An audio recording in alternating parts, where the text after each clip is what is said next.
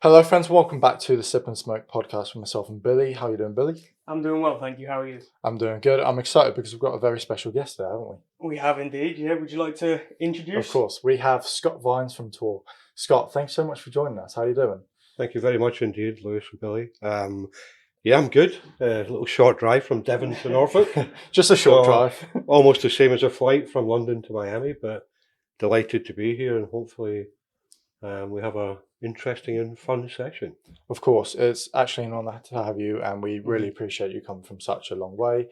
It's not an easy journey to make. I wouldn't want to have to drive 7 hours across, but it's got to be done, I suppose. Mm-hmm. Yep. Well, thank you. But thank you for the invitation. Of course, our pleasure. So, Scott, what are you smoking today? I'm smoking the Oliva Serie V Double Robusto. It's got a special place in our heart in TOR. From the days I took over TOR back in 2012, Oliva were one of the companies that really stood by us and helped us become established. And although it was launched in America 2006 or 7, internationally it wasn't really launched until maybe 2010, 11. So it was one of the first cigars that we launched onto the marketplace. And Oliva have been a great company to work with.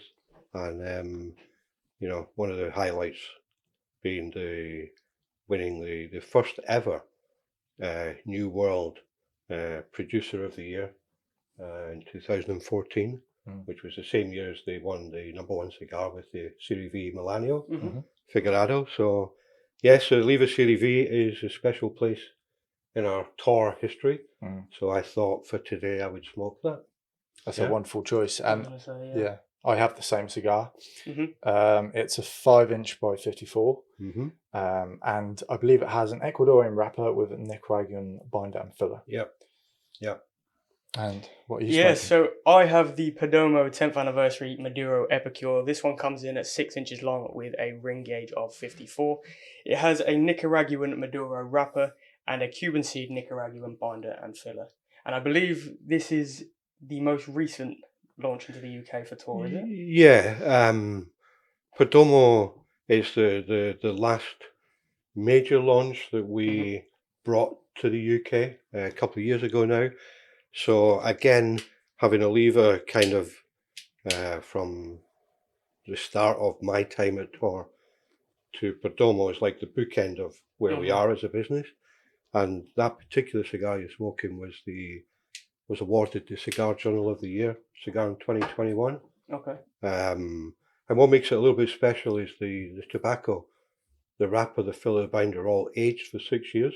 Okay. But the wrapper goes then for an extra 14 months into bourbon barrels. Nice. To age longer, to give it that little bit of sweetness and kick, which I'm sure you will enjoy. Sure. So there's a bit of thought gone into the two cigars that we're smoking, the beginning and the middle, because we still have the future, of course, of where we're going with TOR. So I thought this would be quite relevant, and they're very different profile of cigars. Yeah, I think this is the first of the Maduro that I've had, to be fair, but I've had the Sun-Grown, and the Sun-Grown was a phenomenal cigar. So if this is anything like that, I mean, I'm in for an absolute treat today. So let's hope so. Very popular name, isn't it? Yeah. I see them all over the place online. They stand out as well, like the band. Yeah. The real dark wrapper, I mean, that's you to the T, right? I love a dark Yeah, wrapper. you do. It stands out in the humidor for me, so hopefully I'll enjoy it. Yeah, Nick Perdomo is very unique. Family company, family business. Nick Senior, now Nick, whatever number he is, and now it's Nick Junior. His son is bringing into the business, so he's very, very much a family business. A crazy guy with a lot of crazy inventions, but very smart. His factory visits are unique. I think that's the best way to describe it, and the detail he goes into, and the effort he goes into thinking about different things in the process to get to the end result of the cigar is quite incredible. So it's nice all in his head. It's always nice to see people like that kind of succeed and bring such a unique product as well. It's homage to them, I suppose. No, absolutely. We also have a little pairing, don't we? We do. Do you want to talk us through that? Yes, so we have today the Michter's US #1 small batch American whiskey. Now it comes in at 41.7% ABV, and it is being aged in a way that uses whiskey barrels. So whiskey smoked barrels, sorry. So it should bring a unique sort of richness and a nice flavour profile. So along with these cigars this morning, it should be a nice treat. I did have a little sip beforehand, and it's got a mix of like sweetness and peatiness, which is quite nice.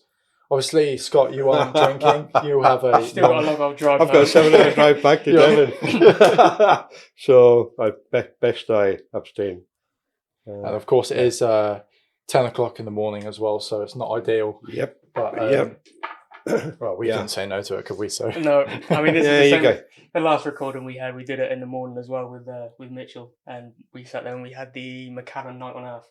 Wow. It's like very early to be trying things like that. Beautiful. Well, it means you're going to have a good day. Exactly. That's my prediction. Yeah, of course, you're going to have a good one. Yeah. But yeah. So, to those who don't know you, what is your role in TOR? Okay, good. Well, interesting question. So my role in TOR really is to, I guess, offer leadership, direction, but I think most importantly, create the culture in the business. Okay. To allow people to go out and express themselves and do a good job. I'm a great believer that people come to work to do a good day's work every day. So my main function is to create the environment that allows people to come to work and have a productive and fun day at work. And if you do that, then results follow. I spend a lot of time on legislation, sadly, more and more this year. My main preference is to spend time with the trade and events, but it seems to be that the more we progress as a business, the less I seem to find time to do that. And then things like buying supplier relationships, key retailer relationships with people like Euro and Mitchell. Spend time with the key retailers and just try to get out as much as I possibly can. But as I say, the main point is to basically be the sales director of the business, and within the business is create an environment for people to come to work and enjoy what they do and learn and go home saying, yeah, I enjoyed today. That's the key function I do. Seems to be very successful for you then. Yeah, I was going to say. Yeah, I mean it's been a really interesting ride. TOR are a growing business, but it wasn't always the case. When I took it over, it wasn't really going anywhere. So it's taken a lot of blood, sweat, and tears to get us to where we are now. As I alluded to at the beginning, we're only we're not even halfway there yet. We've got a lot of ideas and a lot of plans for the future, which I'm sure we'll talk about at some stage this morning. But yeah, we're not an overnight success. No, TOR have been around over 30 years, and under my stewardship for 12 of that time. But it's had up and downs, but the last 12 years we've slowly progressed and improved year on year on year, which is that's key, isn't it? Yeah, 100%. Really key. yeah, and it's key that we do it in baby steps as well. Yes. Not too fast. No. What goes up Must come down. Yeah. Exactly. So doing baby steps in a managed, controlled, Gradual increase. Of course. yeah, and it's been a really, really interesting journey. It's been exciting. Yeah, been a lot of downs, Of course. a lot, There always is. but and the highs we need to embrace when they come along. Yeah, you can't have the highs without the lows, can you? No. So Yeah, to appreciate the high, you have to have the low. exactly. Yeah. Yeah, so yeah, we're not there yet. We're not complacent. We enjoy what we do. We've got a very focused approach to what we want to do, and we basically enjoy this industry. We love this industry. Of course. You know, we didn't, we wouldn't be here. Exactly. So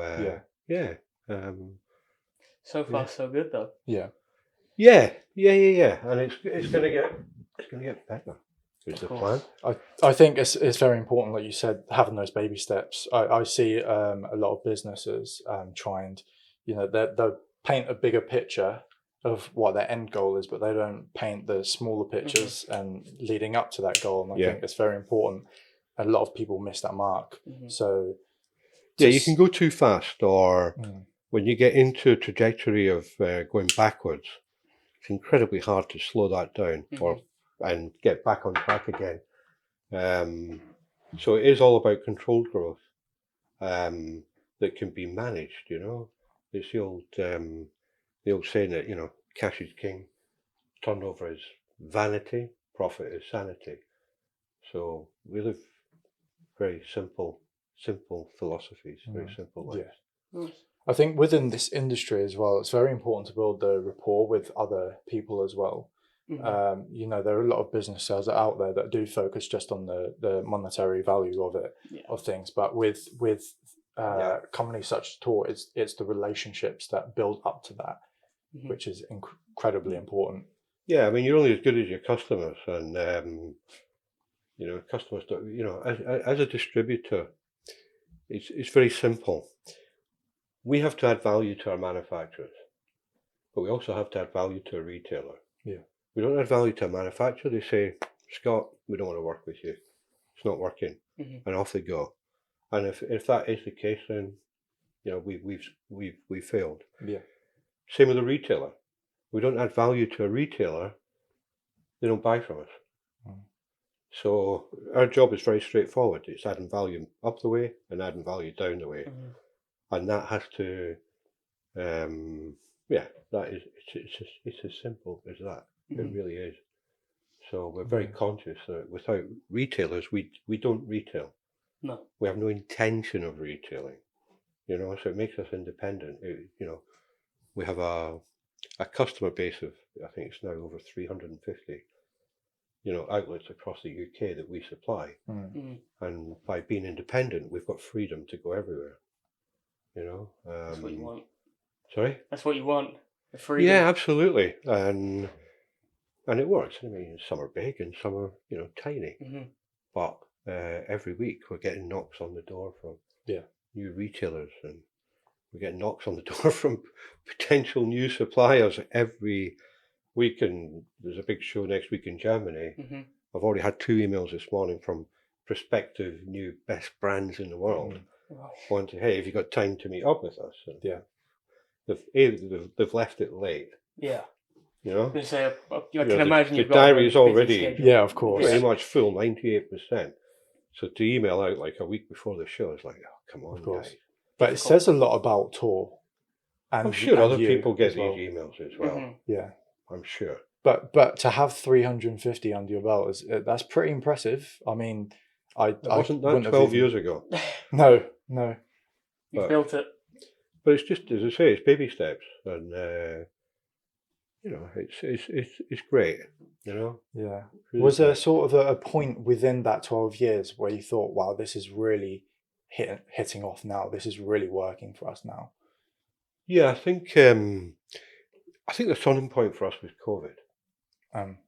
So we made a decision to not furlough anyone. We kitted everybody out with computers and headsets at home. So if you phoned the office, somebody answered the phone. Yeah. Nice. But from their kitchen or bedroom or wherever. Yeah. Same with the sales team.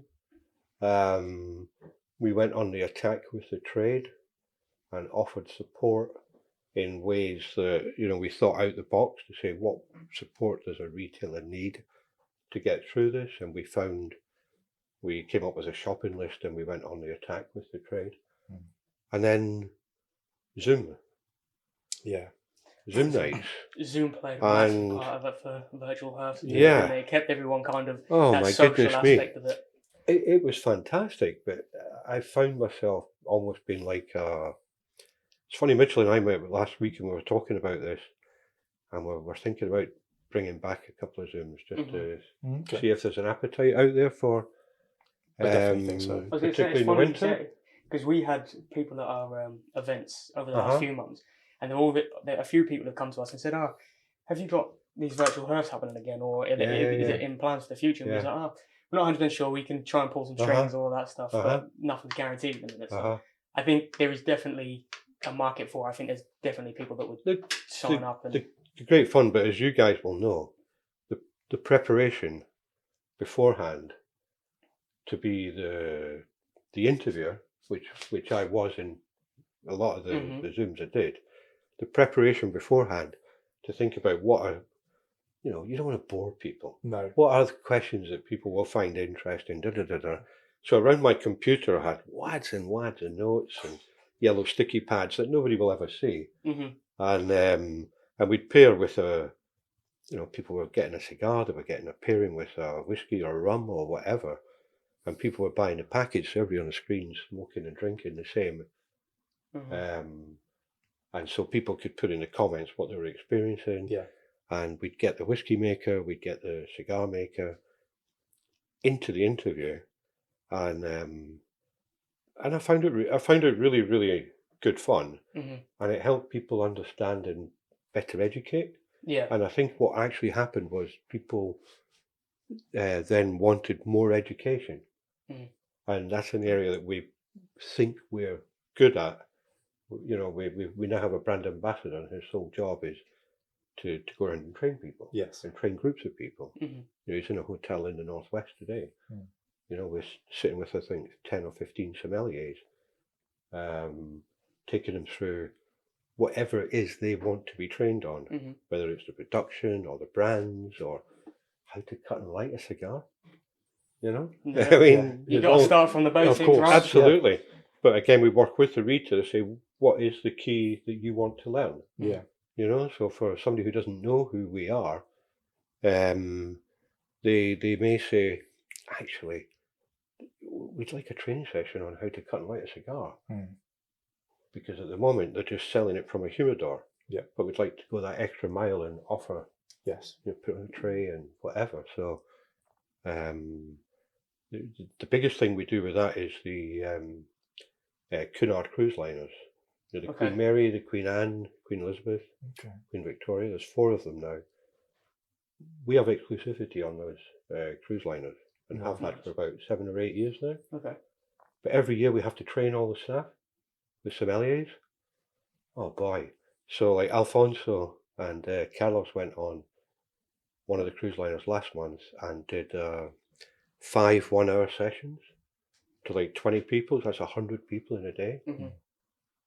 That's a lot. You've got them for a limited amount of time because the whiskey guy will be next, or it could be the rum guy next. Yeah. So they're there all day, cigars now. So it's what can you do in an hour? The time is limited, so you have to be very focused. Have the specific training points and stuff. And it's all about giving them the confidence. Of course. And that's it. In that time. Last week was the Queen Anne for 3 sessions. So we devote a lot of time, energy, and finance into training and education because we think that is really the future. We'll touch on that later with a tour that you kind of offer around, but we'll touch on that in a little bit. Okay. I think it'd be a good time to kind of go into yourself, Scott. Like what your upbringing is like, kind of where you grew up. Were cigars always a prominent factor in your life? Was it something that you've took on from a young age, or is it something that's fairly new? Right, okay. I come from a wee town in Scotland called Arbroath, which is famous for smokies, which is smoked haddock. So you have the coal, you put 2 fish together over a piece of string and smoke it. So it's famous for smokies. I was born a smoky. So there's something in that, clearly. They also hold the record for the world record football score, 36-0. Check it out, 1885. Nice. Okay. Who were they playing? And it's also the town where the Scottish, the Declaration of Independence was signed. So it's a little fishing town on the east coast near Dundee. But boy, so my father was in the Merchant Navy. So my mum was a nurse, they met in Arbroath, but he was only there because it was a fishing place. Right. So he was more going into Dundee, I guess. Mhm. And so the thing is, so I didn't see my father a lot in the first few years because he was in the Merchant Navy. So we were in Arbroath, and then when he left, and we started moving. So we started moving to another part of Scotland. Then we moved to Yorkshire. Then I moved to Kent. Then to Rutland. Wow. Then to Lincolnshire, Stanford. So Moved around. what it meant was my education was very fragmented, Right. and I didn't study. So I spent Okay. all my time going to, I think I went to 6 different schools, Wow. and I learned how to meet people and how to communicate, but I didn't learn anything in a class because I was more interested in creating. Relationships. When I look back on it now, making friends, and Yeah. I enjoyed sport. So yes, so my childhood was very all over the place. So I left school with no qualies, none at all, I think. We actually moved back to Scotland in 1977. The day Elvis died, came over on the radio as we were driving back from Stanford to Scotland. So there you go. I always remember that. It's amazing what sticks in your head. Mm. And then from there, I got into this industry when I was 23, Okay. about the same age as you. Right. So that's 40 years ago. Yeah. I started as a salesman with Marlborough in the East End of Glasgow. I'd never been to Glasgow. So that was quite a throw into the, as a young boy. Into the deep end Yeah. a little Especially bit. anybody who knows the East End of Glasgow. It's a really wonderful part of the world.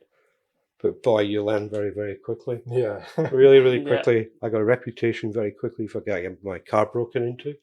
Oh wow. Okay. So I was helping the unemployed with Marlborough market share as they sold it in pubs from the boot of my car. But I learned very, very quickly, how to kind of grow up and how to handle that. From leaving school to that, I kind of worked in different jobs. And the last job I had there was I worked in a warehouse. I was a very young warehouse manager, but I wanted to move into sales and they wouldn't let me because I was running a good warehouse. Right. Okay. And so that's why today I still want to prove doubters wrong because I was told I'd never be a salesman.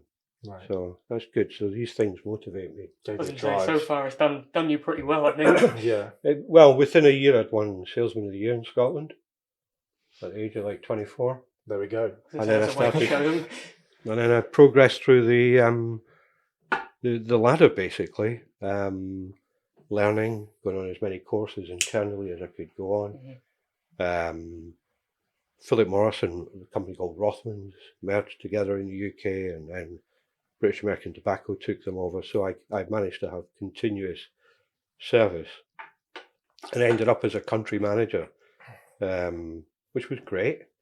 And then, so that was 20 years. So that was really good. So that built up a really good career. But more importantly, I learned how basically to run a business. Wow. From the marketing side, the finance side, the production, the corporate governance, the legislation, all the different stages I learned as I progressed up the channel. And then basically my last job with them was in the Channel Islands. So that was a great post. And then my next job wasn't going to be such a good post. And they were looking, saying, right, okay, it's one of these countries. And I said, no.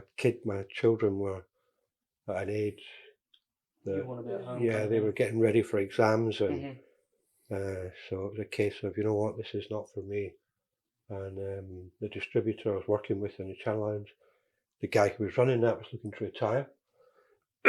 So I went through the process of applying to the local government for a license to switch jobs because it's quite strange out there with employment licenses if you're not a local. Got it and left on the Friday, joined the other business on the Monday. moved house over the weekend, and It's quite abrupt, it really, was isn't it? Quick well, turnaround. crazy. So it was funny because I'd working with British American Tobacco at the time. On the Friday I was the manufacturer. On the Monday I was their distributor. Right. Wow. Quite Plenty the going difference. on. Yeah. So it was really interesting, and that's where I first started learning a little bit about cigars, because I'd worked in the cigarette industry for all that time. Mhm. And then two of the companies we were distributing for, one was Hunters and Franco, and one was Davidoff. Okay. So I got to learn about premium cigars Mhm. and start to understand them better. And that's where I kind of started to learn about cigars. And then, unknown to me, they owned a company called TOR Yeah. in the UK, which wasn't doing very well. Right. Asked me to come over and have a look at it, and as a kind of consultant almost. And basically, it was like, And from there. what is this, Yeah. Going out into the trade. Nobody knew our brands. Nobody knew really. Yeah. It was a bit of an It was a unknown. shame. Yeah. It was a Mhm. shame. So we kind of persuaded them. The bottom line is it was going to close. Right. Okay. So I said, right, okay, I'll go back to the UK and I'll take over this business. So you Give had me to your really shares. give it a turnaround. And yeah, we started, that's where we started from. So it was Wow. I think you call it a distressed business. So Yeah. it was very much a turnaround situation. Mhm. Yeah. We had 7 people in the business, which 5 are still there, Wow. Oh, which nice. is incredible. That includes me. Mhm. One's retired, and one left pure and simply because she was young and had a couple of kids, and Okay. the hours just didn't work for her. Mhm. Right. But 5 of the 7 are still working in TOR, which makes That's me very fantastic. proud. Of course. That's Yeah. quite a success story, isn't it? To keep Yeah. hold of them initial 5 people as well. That's. Got like a family, really, isn't it? Mhm. But yeah, that marks your 40th year this year, doesn't it? Yeah. And 20th for tour, right? 12. 12. We're really 12. 12, Okay, sorry. a couple of years is a kind of on the fringes, Yeah. but as the owner of TOR, 12. Mhm. Right. But then in between time, I was working as a distributor with cigarettes Yes. and cigars. So I've worked practically I've distributed for practically every company that's available in the UK on the cigarette side, Right. and in the UK, Hunters, Davidoff, and now TOR. So it gave me a good insight into what they're about then. Mm. They've obviously moved on in that time, but back in the course. day, it gave me a good idea what they were about. Yeah. So the kind of love for cigars came a little bit later on then. Yeah, very much so. Yeah. Gosh, I was funny because my wife found an ashtray in the local charity shop in the village, Lincoln Cigars. You'll have never heard of it. And Nope. it was a machine made. Okay. And we launched that in the early 90s, in our Rothmans days. Mm. So I was out and about and I got this picture, do you want me to buy this ashtray? It's £1. And I was like, wow, I launched it. 1992 or 1993. And I always remember when we left Scotland to pack up and go abroad, I had these Lincoln cigars. I was like, what am I going to do with them? So I took them to a local cash and carry in Hamilton. I was like, Marlon, there's a present for you. And she's like, really? Really? I mean, it was terrible. Mm. But yeah, so that was my first machine made.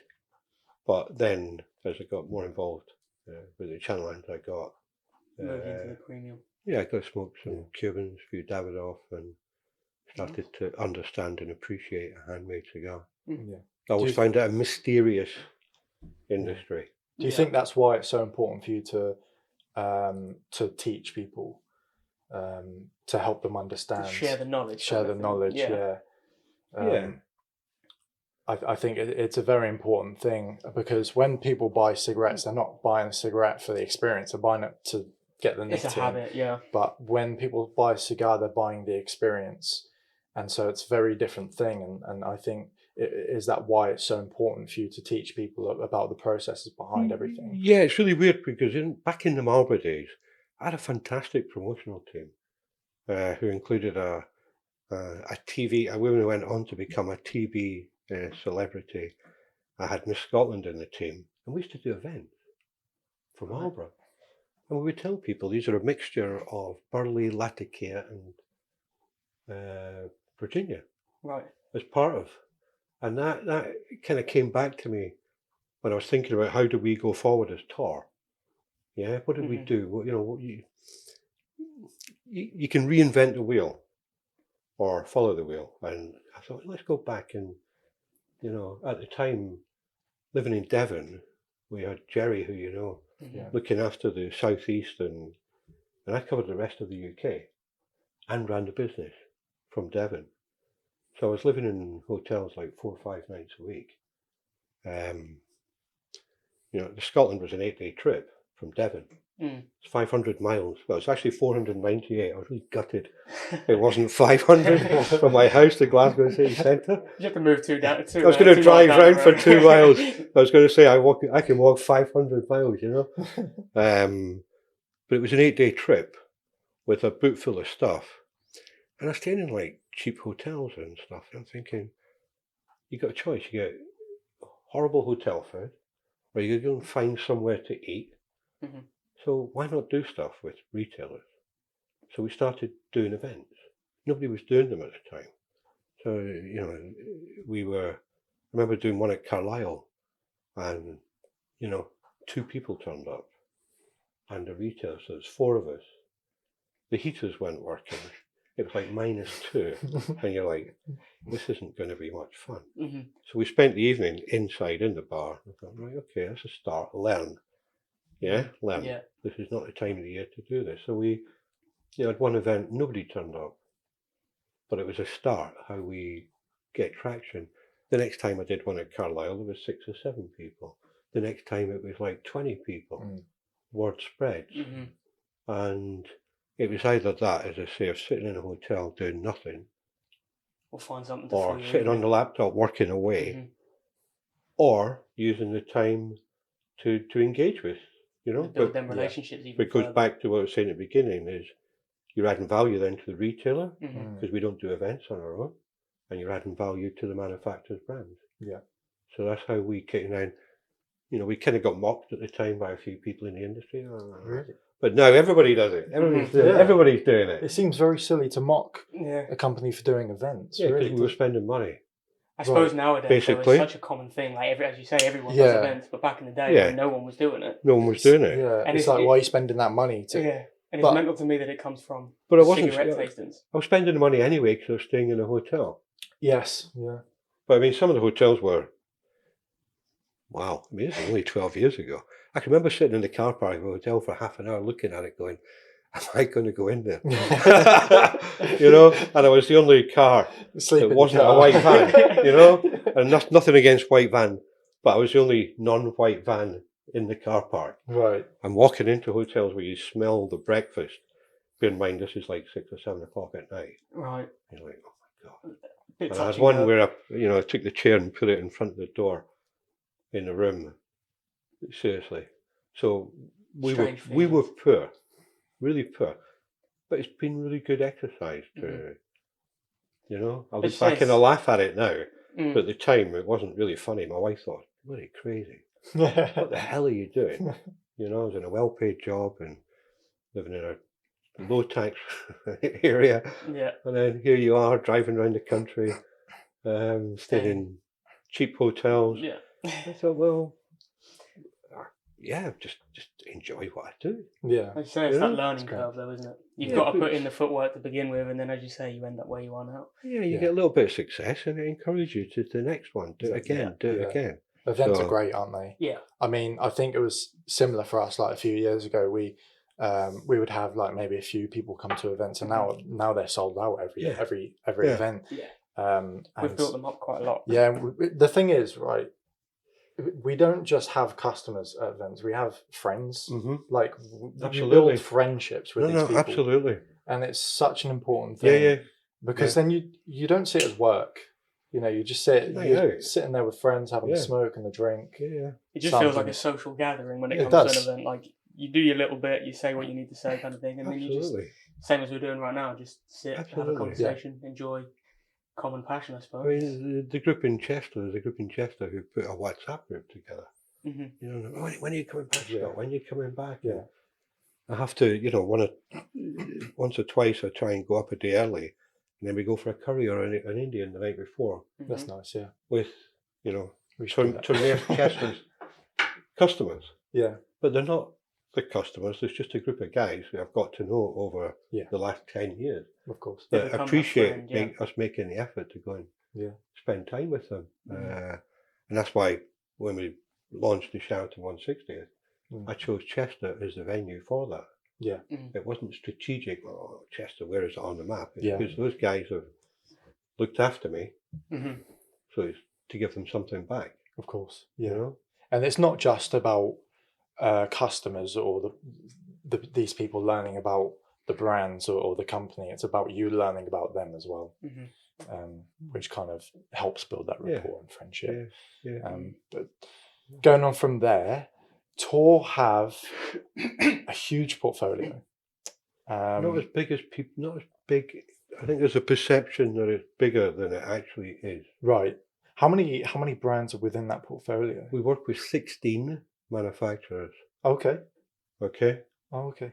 That's a bit smaller than I thought. But So, yeah, over the last 12, 18 months, we have gone through what we would call a simplification process. Mhm. So we've been taking out slowly. Hmm.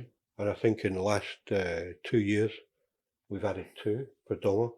Yep. And then this year, EP Carrel Hmm. came on board with us. Yeah.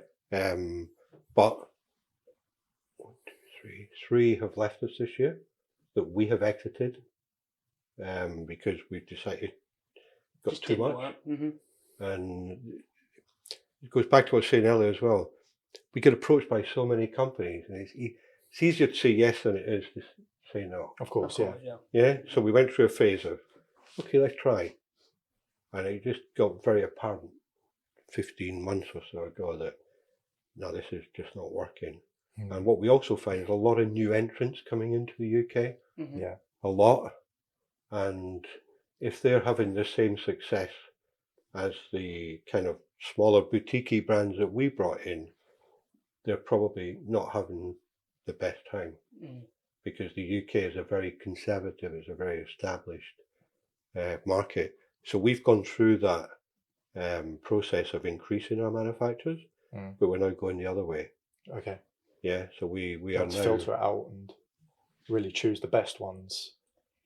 Yeah, absolutely. We found a way back in 2012 of what are we going to do, who are we going to work with. Mhm. You know, people like Alec Bradley came in. Yeah. We already were working with Oliva, we were working with Padron. A couple of manufacturers left us because they didn't believe in my vision, I guess, Mhm. Right. of what I wanted to achieve. They just saw the sales weren't great, Right. which Yeah. they weren't. Yeah. But they didn't see the project and the vision. They as you couldn't say. see where I wanted to get to. Yeah. So Oliva Padron stayed with us, and they will, I think, will say they made the right decision. 100%. I mean, Yeah. Lever are one of the biggest brands in the world, Yeah. right? So Oliva in the UK, or the Van der Marlière cigar family, Mm. to give them their full title now. If you're watching this, Fred, I apologise for just butchering your name. But between the handmade and the machine made, there are 2 million brand at retail now, which is incredible for this industry. Mhm. So we feel part of that, a big part of that growth for them. And then it was a case of saying, right, 1 brand a year, because we didn't have money basically. So it's right, who are we going to pick? So Alec Bradley, my father, Mm. Drew Estate, Hoya. So every year we added, Yes. but we added based on a criteria. Mm. Mhm. So it wasn't just who do we want. We wanted to look at very carefully who are these people. So if you look at these companies I've mentioned, the one thing that they've all got in common is, with the exception of Hoya, and I'll explain that one in a second, it's their name on the badge. Yeah, so you've got Perdomo's name on that badge. Yeah. Okay. This was Jose Oliva when we started working with it and the Oliva family. You know, Alec Bradley was the Alan Rubin. Alec and Bradley, his sons. Right. My father was named by Jani and Jaime Garcia after their father, Don Pepin, my father. Yeah. So it's family, family, family. And then the other one would be then Hoya de Nicaragua. So they carry the name of the country. Right. Same as La Flor Dominicana. So when you look throughout our portfolio, Okay. you can do this exercise later. You'll see there's a very careful, it's family, family, family, all the way through, or the country. So it always kind of goes back to the roots. Yeah, Casa Torrent. If it's your name on the badge, it's going to be good. Mm-hmm. It's going to be a good cigar. Yeah. The next stage is Yeah. vertically integrated. You know, and it's getting better and improving all the time. Back in the day, Padron would be the most vertically integrated at the time, which means they put the seed in the ground right through to making the box. They do everything themselves. And Padron today, 98% of the tobacco they use in their cigars is from their own fields. Nice. Which is unusual. Mm-hmm. And I can't think of any other cigar maker yet at that level. Right. There are some going that way, but not at that level. So when you look at our portfolio, the majority of who we work with are vertically integrated. What does that mean? It means you're going to get a quality cigar. Yes. Of course. Because they control the whole chain, right through to making the box. So there's no delays in the production. You know, the COVID years were a nightmare for supply. We were lucky, because we got lucky by buying as much stock as we possibly could. But the vertical integration is critical to me in the success. And this is one of the things, like working with these guys, they all win awards. So if you look at like Cigar Aficionado, there's been 20 number ones. 4 are Cuban, which leaves 16 non-Cuban, or 16 New World. We have 13 of those 16 in our portfolio.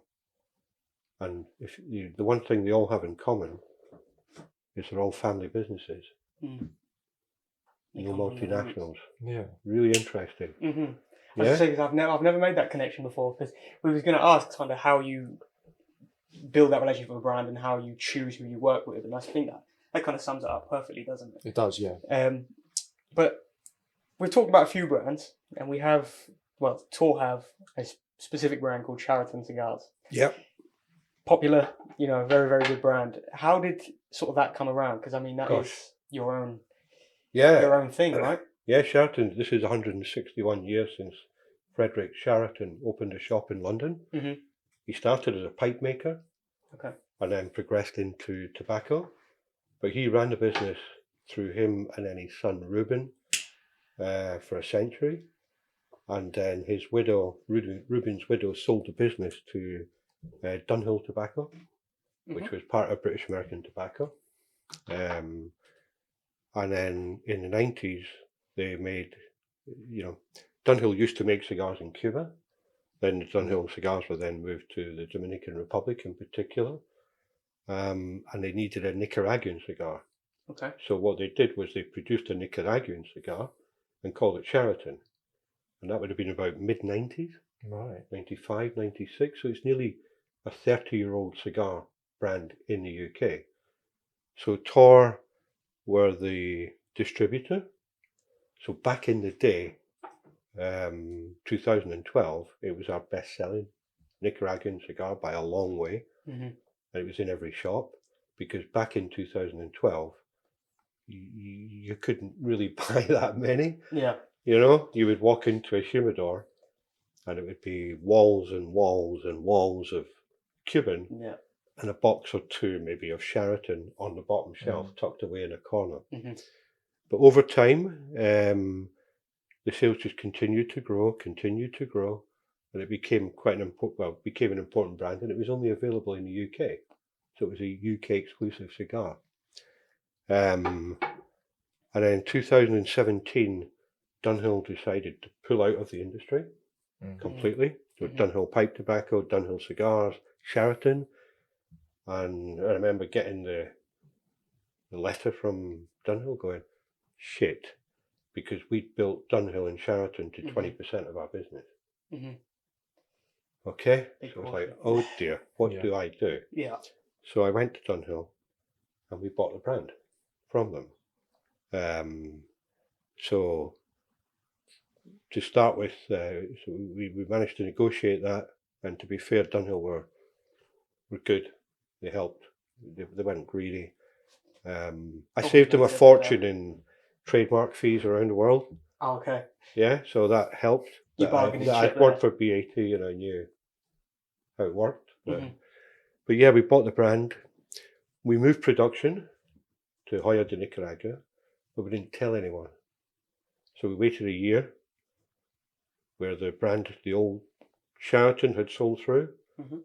We'd bought all the material from Dunhill, all the boxes, all the bands, everything.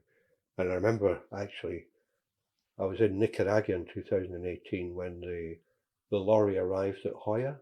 And it was just this great coincidence when all the material arrived at the factory the same day that I was there. Yeah. So I've got a picture in the back of the lorry with all this. Oh my God, I own all these empty boxes and tubes. Mhm.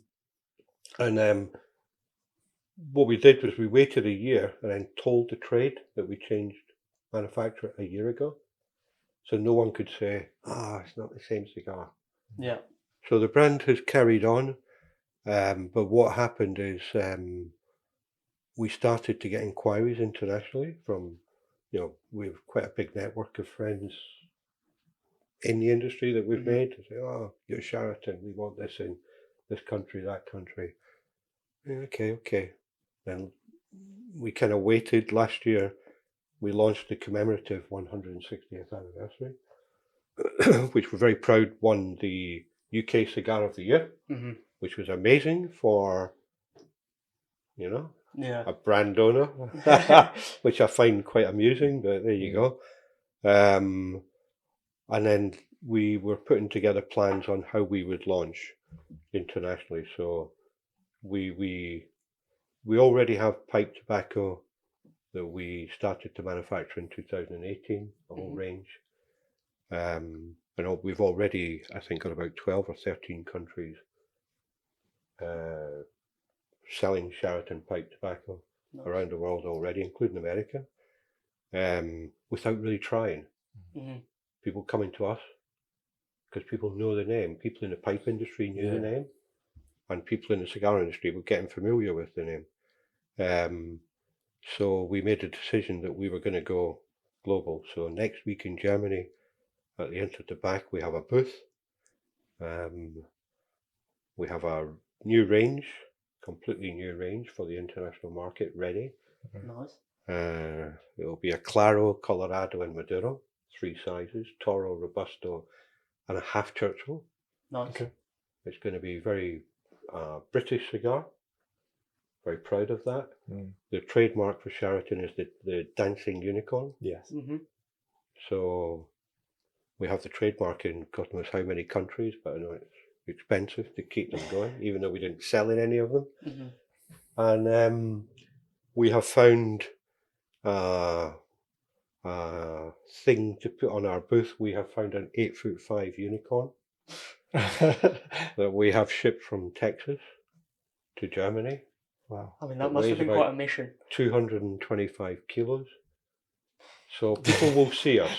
I was going to say, I think that will definitely stand out. So it's a case you're going to do it. I remember, so Carlos is our brand manager. He's our designer in all of this. And he's like, Scott, we've got a choice. I found an 8'5" unicorn, or you can have a 4-foot pony unicorn. If you're going to do it, you got to do it properly, right? Well, yeah. It's like, okay, Carl, how much?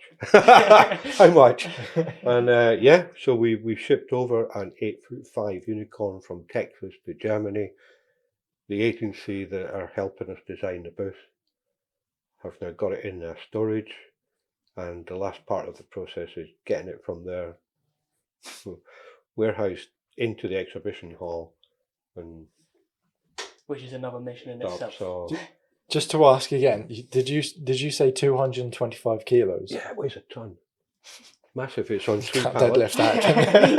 Massive. Yeah, I mean, That's you crazy. do well. It is crazy. Mm-hmm. It really is seriously crazy. We've checked our insurance to make sure if it falls on someone, we're covered. We are. Hopefully that does not happen. That could be a really headline story. That could be. But no, it's the old story. If you're going to do something, do it properly. We've Of never course. been able or in a position to think as ambitious, but there is interest.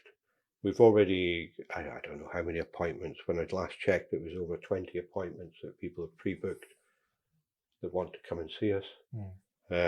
Sadly, I won't be on the booth because my job is to work with my current manufacturers. So the team that are there from TOR will be the Sheraton team. Or, okay, there's no Sheraton team, it's just everybody muck in.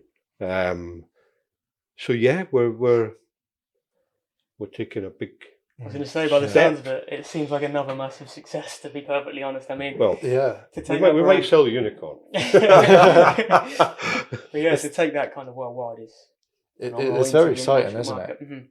I mean, the anniversary one came out last year, didn't it? And that was phenomenal. That was a really phenomenal cigar. Did you try that I had one? it for the first time, I would say within the last month or so. I had it just sitting in my garden. It was good weather, so I thought, you know what, I'm just going to see what it's all about. And yeah, I mean, I didn't regret it. It was really, really good. Really mellow, nice, easy going. You didn't really have to think too much, but phenomenal cigar. I think that's probably one of the best looking cigars I've seen. Wow. Okay, which says a lot because I tend to moan a lot about different bands and the way cigars are, but I think the size of it and the band, like the blue and it's just beautiful. Really Talking about the band, Sheraton's band has a few colours in it, right? And it all means something, like the silver and the blue. Yeah, so on our, I guess we should call classic range now. Yeah. Yeah, so it's the white band with the blue and the silver. So yeah, so when we were playing with it, the blue reflected. It's really interesting. The Pantones between Scotland. Okay, so the unicorn is a symbolic animal of Scotland. Yeah. Yeah. So that's just a coincidence. I'd love to say it was a great idea, but that came on the original design. Okay. So the unicorn there is from Scotland. Tick. The Pantone blue between Nicaragua and Scotland are almost identical. Right. Yeah, you put the flags against each other. The colour is incredible. So we used the blue. I then wanted to use a grey for the granite. So TOR. A TOR is a rock formation in Dartmoor. So it's granite. So if you look back in the history books, you'll see a lot of the granite from Dartmoor was shipped down, came down the tracks, which you can follow down to Teignmouth and then sailed round to London. And a lot of central London, like Tower Bridge, etc., are built with the granite from TORs. So we built London. Yeah. Right. So I wanted a grey for the granite, but we couldn't get silver works better. But yeah, so in there as well, there's little crosses. And if you look carefully, subliminal, which again goes back to my roots. Right. So yeah, so there's a little bit of thought went into the colours and wasn't just chuck it together kind of thing. Yeah. But it kind of goes back to the roots, as you were saying. All the brands that you work with have that root aspect they come from. Yeah. Now either family owned, so the Sheraton to tie everything in and kind of have meaning and bring that to a band is quite exceptional, isn't it? So it's a cool point of But we'll see. Sheraton, we've been asked for it a lot, so the proof will be in the pudding now. Of course. So we're very. This is me excited, nervous, but we are. Yeah, we're doing something. Wow, why not? Exactly. Yeah, you know, of course. You've got to take the step somewhere along the line, haven't you? So yeah. Well, I think Sheraton just sells without really pushing it, like you said. So I'm sure that this is going to be a great success, and we wish you the best of luck with that. Thank you. We're very excited for it. Yeah. For you. I mean, we probably won't get to try the cigars because they won't be in the UK, although they're just Well, international. it's going to be spring. Yeah. Oh, okay. Yeah, it's going to be spring. Yeah, we concentrated on getting the stock ready for international. Because Brexit makes it a bit more confusing, so we've had to sort out a European warehouse and all that kind of stuff. So that's all ready now. Yeah, As you say, proof will it's be in not the just pudding. the cigars. The easy part actually, it's the logistics and the operational side. It takes a little bit more time. Yeah, but we've got a good team internally that are doing all that. So Awesome. yeah, Exciting. Exactly. I am kind of curious to ask because obviously you've got Cuban cigars, you've got New World cigars, but where did this concept of New World come from? Well, it came from going out into the trade and seeing wall to wall Cuban cigars on the shelf, and genuinely, you'd get a couple of boxes. You might get one box, you might get 2 boxes of Sheraton, you might get a bundle cigar, you might get an Oliva. When we were looking at the brands that we had individually, the trade and consumers in the UK didn't know who they were.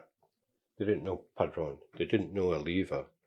Didn't even really know Alec Bradley. We got lucky with Alec Bradley because the year we launched, they won #1 cigar aficionado.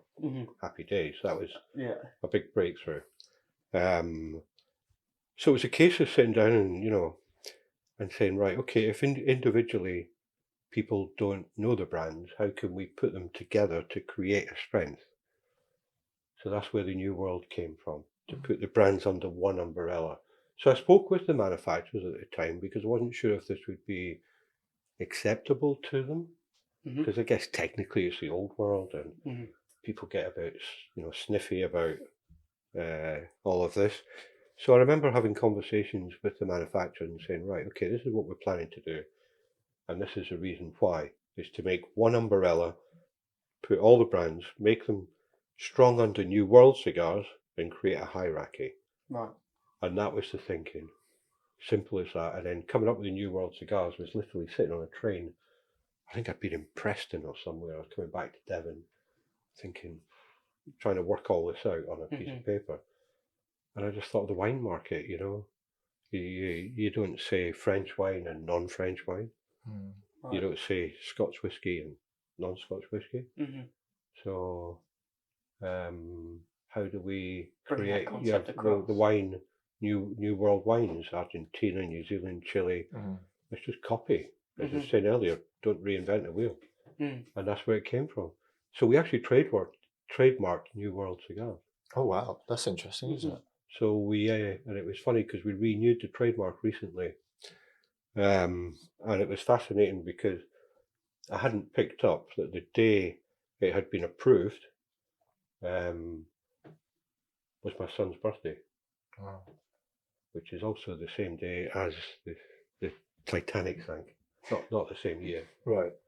And 15th of April was the day it was approved by the Intellectual Property Office.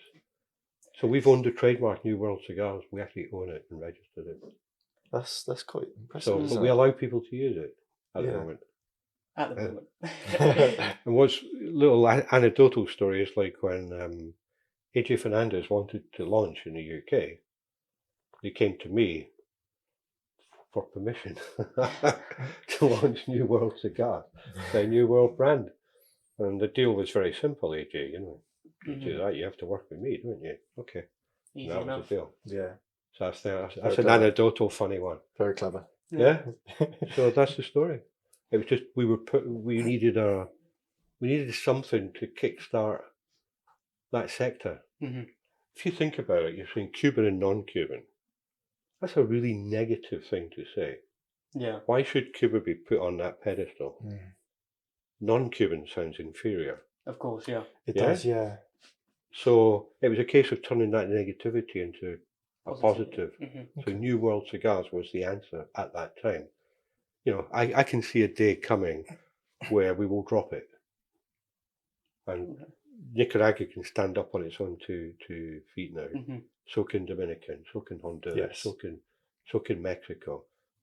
But back in the day, It we needed something really to Yeah. just get this cigar industry, get people's attitudes Yeah. changing. So it's been a long process, and it gives me a lot of pride that it's becoming like a global thing now. Mm. You know, so we kind of created this expression from. That's amazing. I didn't There even you know go. that. No, I didn't know that at all. Yeah. It's very interesting. Yeah. Yeah, you mentioned a little bit earlier on that you're kind of, as you say, you don't want to say you're at the end with Perdomo, you know, that you're kind of in the middle of the story. Where do you see kind of New World going then? Like TOR as a brand, everything like that. Where's the future heading Well, for you? I think in the UK, we seem to be growing market share. The market isn't growing, but we are, which Right. means we must be growing market share. And I think over the last few years, we've seen consistent growth. So I think I can see us continuing to do that Mhm. as long as we don't screw up on our strategy. You know, just offering the best of the best. You know, we're now the house of number ones. It's not just a Cigar Aficionado, it's a Cigar Journal. Mhm. Magazines, whether it's Perdomo or the Allegiance is the current number one from EP Carreo. So by going for quality, the quantity will come. Does Of that course. make sense? Yeah. Mm. Because people will be confident it's a good cigar. Mhm. You know, you don't get plugged, you don't get canoeing. You might get relight, that's because I'm talking all the time. Yeah, yeah. But so we'll carry on doing what we're doing and hopefully continue to do it well. I think the education that we have in place and put in place helps us enormously.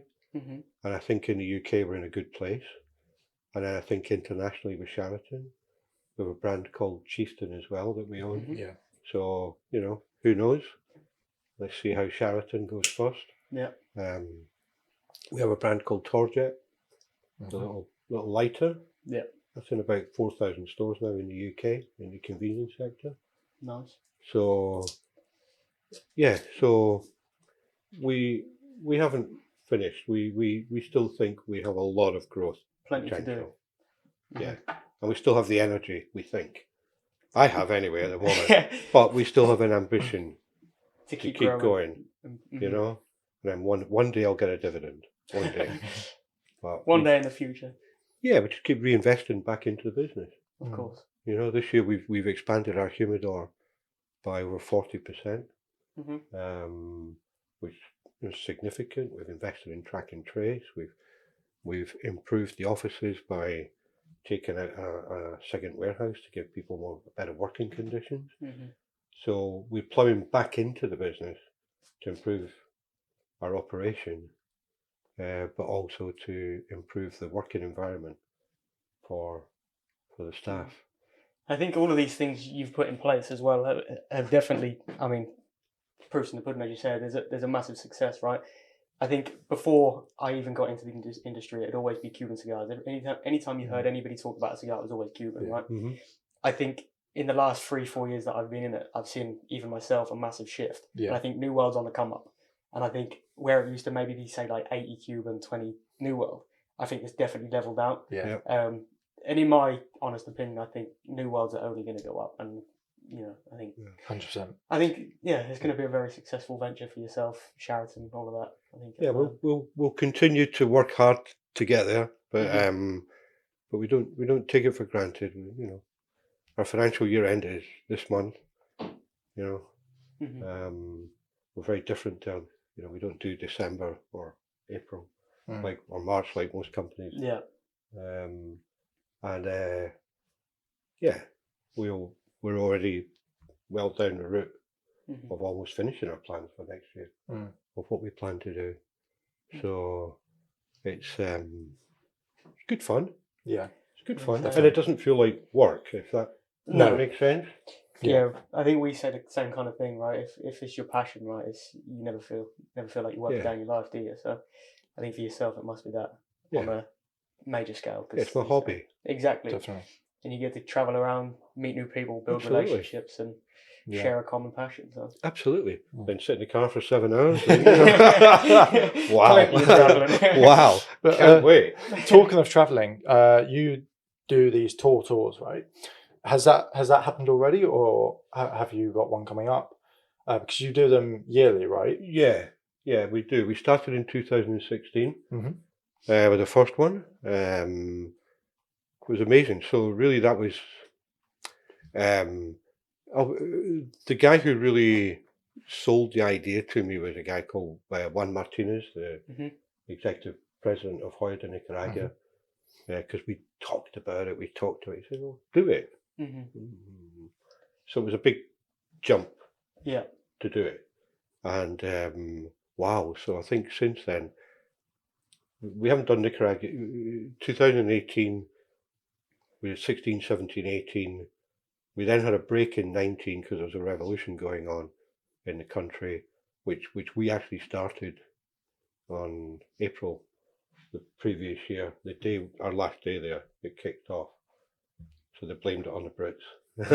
We got out the next morning, and then COVID, and then we got back in again 22, 23, and then 24, and then we're full now for 25. That's happening. So that plan's now in place. Flights are booked, and off we go. But we've also done a couple in Dominican Republic, and we've done one in Mexico. So we're not just limited to Nicaragua. We do spread, but we're not tour operators. You know. Yeah. We're very lucky that we work with manufacturers who seem to like us, to open their doors and be there. Because to get, a lot of the cigar makers, although they manufacture in Nicaragua, they may live in Miami, so they make a point of being there for us to open the door and take us around themselves, which is really cool. I'd say for our business, it's been incredible. I'd say for the retailers who have been, it's also been incredible. Yeah. Because it opens up their eyes to Definitely everything. I was going to say it holds a very crucial importance to the appreciation behind it, because at the end of the day, it's an art, really, isn't it? Everything, like the amount of years and expertise that goes into creating these, from band creation to rolling the cigars to planting the seeds, and like there's such a even coming up with the blends. I mean, hats off to the people that do that, because that must be an absolute chore. It must be so difficult. But one of the interesting things I learned is, like, we all think about the blends for new cigars. What about the blend for this? 18 years it's been getting made. Right. They haven't got 18 years tobacco from day one. So every year the master blender is making sure the existing range has got the same profile as last year, the year before. Yeah. And it's funny because a lot of people who come on the tour think, oh, we're going to blend a U. Well, actually, just think about the blends that are here already. Yeah.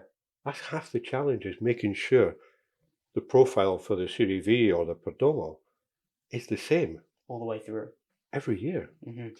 Yeah, that's step one. Never mind new stuff. Make sure today's cigar. Yeah, I'd imagine it's a little bit easier to come up with a new blend as compared to making sure the older blends are perfected. That's great though, but you have to then make sure you've got the tobacco. Yeah. So you might say, wow, this is a great blend. Oh shit, we've got no tobacco. Yeah. So it's the blending thing I've experienced, I find fascinating. And I think you guys, judging from these questions, find fascinating. But as I say, it's only from going I start to appreciate the blending that goes into the established brands, and how you have to keep that consistency of flavour and strength. Otherwise you'll tell it's not the same. Something's changed. Don't like it anymore. Blend changes can ruin the whole thing. Absolutely. I suppose. But the whole thing, it's not just about going to the factories. It's the culture. Oh yeah. We go to. We're very fortunate that we have people like Carlos in our business, who's Nicaraguan. So he knows some secrets. Yeah. So we stay in a hotel, for example, but the cigar makers don't really know. Mm-hmm. Everybody stays in a hotel in the middle of town. Yeah, Populated. which is okay. Mm. But we stay in a hotel where everybody gets their own little chalet, Nice. a rocking chair. They get the That's pretty good. breakfast. It's an experience. They get the swimming pool on the outside, and it's 5 minutes out of town, maybe 10 minutes, but that 10 minutes is worth it. Mhm. And if you're in the See a middle of little bit town, more. Yeah. it's really interesting. But we don't tell anyone where it is. We keep it very, very Hush, quiet. hush. But we like to explore. We like to eat different things. We like to go out in, to the volcanoes or on the water, or last year we went to a craft beer factory. We took people up a hill to see. They could see sunset over 11 volcanoes. Wow. No, that It's exactly. incredible. Yeah. That sounds phenomenal. It does. Yeah. Yeah. Yeah. That is a wow. Yeah. It's incredible. So you're drinking craft beer, cigar, watching sunset. Over Everybody's volcanoes. standing there going, "Wow!" Yeah. So I can imagine it's a sight to see at least. It really is. Yeah. yeah. But you guys don't only take people around and show them different things and give them that experience, but you also like to help local communities, and you also help schools or build schools. Well, we don't build a school yet. Just gotta say with Yet. the trowel, just Yeah. build it up when you go. No, we work with a school in Esteli. And again, our friends at Hoya de Nicaragua got us involved in that. They took us on a tour back in 16 to show us around what they do. And we were, inspired by what they did. So I think it was actually 2017. They took us around, so we made a pact that we were going to do something. So we've now worked with that school since 2018 to help them. First thing we did. So my wife is into craft. She's seamstress, that kind of thing. And we were just talking. I'd taken pictures back of the school had a sewing room. All the machines were like pretty dangerous. Right. The black little machines that you pedal away, probably from the 1960s, from Scotland actually. Clyde Bank, the singers, and the chairs and the tables. Oh my God! So we were able. The first project we did was we rekitted that out and gave them all. We asked the school what do they need. So we kept it very simple, and we've kept to manual machines because there's less breakage on them. Whereas if you get electric, Yeah. A lot more can go wrong. I suppose. parts, it gets complicated. So we kept it simple, but we rekitted out the sewing room 2019. So that's probably one of the proudest things I've ever done. And then over time we've helped them and given them money every year. So at the moment, there's 1,161 children in the school, so it's a big school. Right. But all the children come from deprived or underprivileged backgrounds. So school starts very early in the morning. You're talking 7 a.m., it's 7:30. Some kids might only work till 10 because they've got to go and do work to bring income into the family. Or the parent might have to finish a shift, and I don't know. It's like wow. So the children start at different times.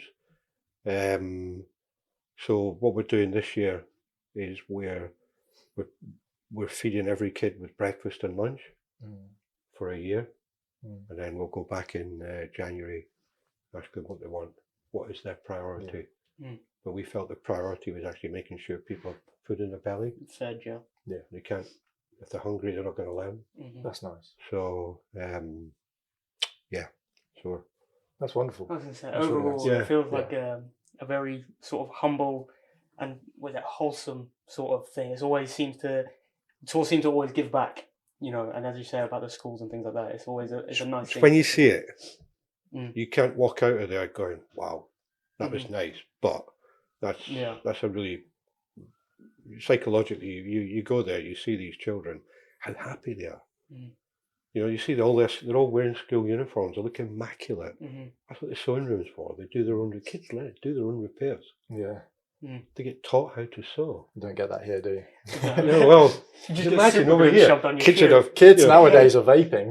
well, yeah, or they've got an iPhone. Yeah. And kids over here would have one sleeve on a shirt or a trouser leg Yeah. missing, or you just see it's incredible, and they're happy, or they appear to be. So it's good to give something back. But when we're looking at who we work with, we look at things like that. Most of the manufacturers have got like a medical centre. Okay. Yeah, where Take care of their workers and everything like that. absolutely, it could be screening, it could be tests, it could be anything, and they get help. They get help with, if you go to like the Drew Estate compound and see the amount of little mopeds, they get assistance to help them. People get bussed in and out to work. They get help with food. They get help with aftercare. One of the most humbling experiences I've seen was in Oliva. Their fermentation room is wow. So when we go on the tour, we ask each manufacturer to work on a specialist area, so we're not just going to another factory. Yeah. And it becomes repetitive and boring. So Oliva, for example, their fermentation room is incredible. You can be in there for over an hour, and you don't get the overpowering smell of ammonia. Whereas I've been to other fermentation rooms Quite where strong. 5 minutes and I'm out. Yeah. You can't breathe. Yeah. So Oliva, and that's really to help the workers and to give them a better working environment. But on one of the tables, there's a group of about 8 people breaking up bits of tobacco. They're all blind.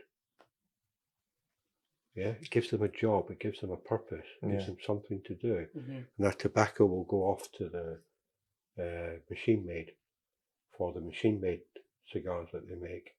And you sign that with the manufacturers. They look after the people, and they look after the disabilities. There's more women work in this industry than men. The way they pay people, just the way they look after their staff. So we've made a pact now.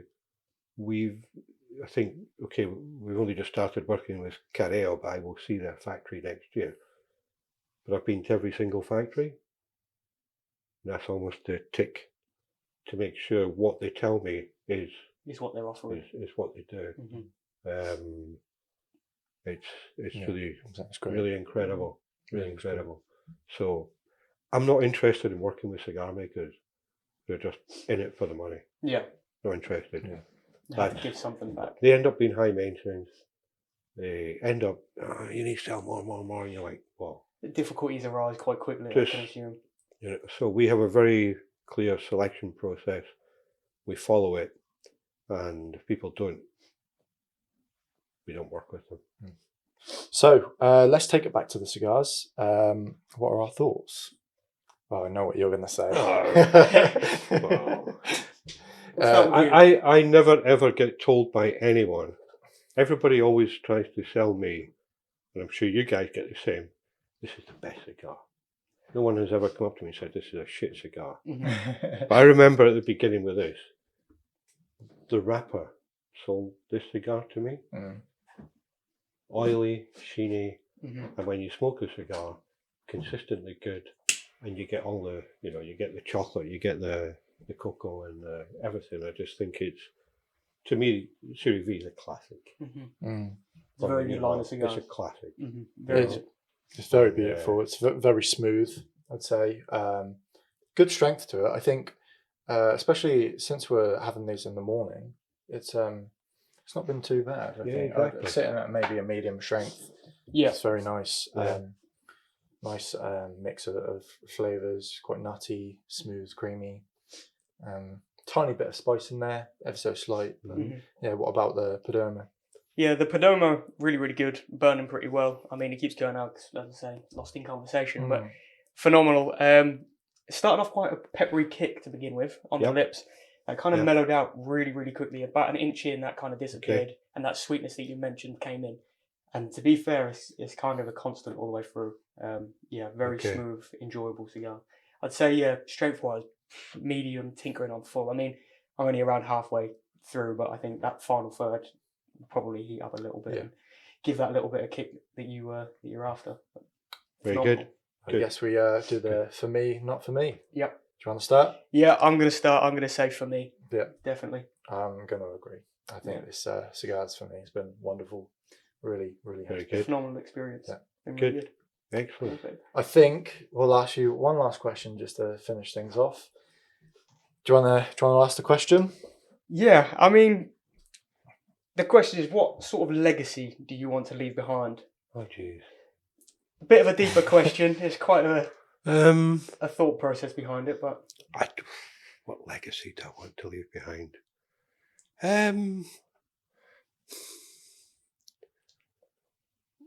Okay, so I don't know. Gosh.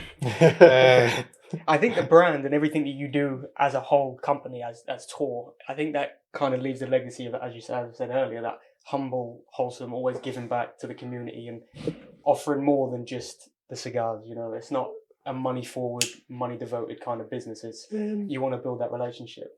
Yeah, I think I'd like people to remember me as he was a nice guy, and I suppose the one thing people have said to me is that we this new world cigar concept, I suppose, will be my legacy.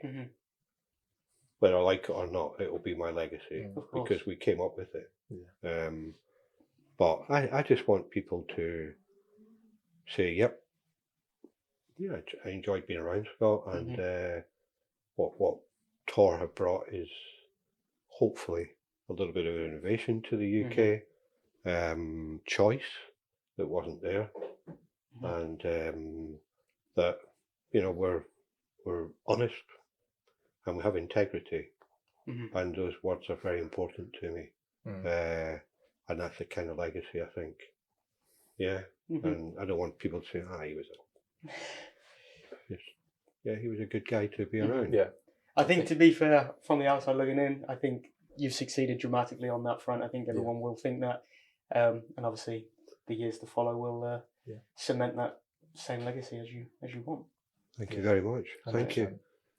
Thank you. But yeah, Scott, thank you so much for joining us today. Thank you very much. Pleasure, It's been an absolute pleasure. Thank you very much you. for taking the long old drive down.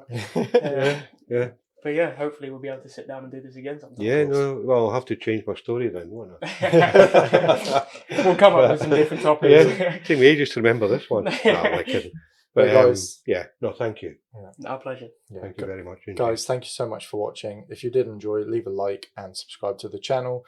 And as always, stay safe and happy earthing. Peace. Okay.